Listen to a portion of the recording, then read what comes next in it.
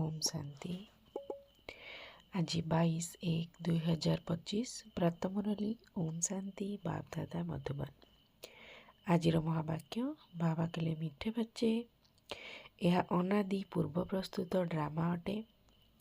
यह बहुत सुंदर भाव प्रस्तुत होइछि। यार अतीत वर्तमान एवं भविष्यत को तुमे संतान माने भल भाव जानिछ। प्रश्न, केउं आकर्षण आधार रे सबु आत्मा माने तुम निकट को आकर्षित होई आसिबे? उत्तर, पवित्रता एवं जोगर आकर्षण आधार रे। यह द्वारा ही तुमर वृद्धि होई चलिबो। आगकू गले आत्मा माने बाबा को तुरंत जानिजिबे। देखिबे एते गुड़िए आत्मा बाबा ठारू संपत्ति नेउछंती, तेणु बहुत आत्मा आसिबे। जेते जेते विलंब हेबो सेते सेते तुम मध्य आकर्षण वृद्धि पाइथिबो। धारणा पाई मुख्य सार, विजय मालार दाना हेबा पाई बहुत भल पुरुषार्थ करबाको हेबो। बहुत बहुत मिठा हेबाको पड़िबो। श्रीमत अनुसारे चलिबाको पड़िबो।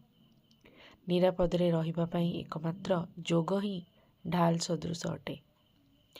सेथिपाई जोग बल जमा करबाको हेबो। देही अभिमानी हेबा पाई संपूर्ण चेष्टा करबाको पड़िबो।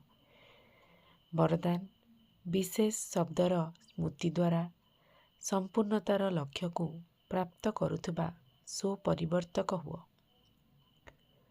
सर्वदा यही कथा स्मृति रे रहू जे मु एक विशेष आत्मा अटे, विशेष कार्य पाई निमित्त अटे एवं विशेषता देखाइबा वाला अटे। तेणु यही विशेष शब्द को विशेष भावरे मने रख। कथा कहिबा मध्य विशेष, देखिबा मध्य विशेष, कर्म करिबा मध्य विशेष, भाबिबा मध्य विशेष।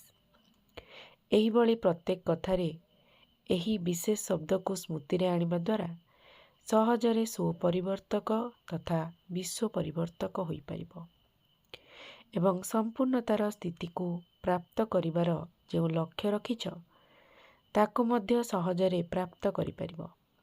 स्लोगान, विघ्न गुड़ी को देखी भयभीत हेबा परिवर्ते परीक्षा मने करी सेगुड़ी को अतिक्रम करि जाओ। ओम शांति।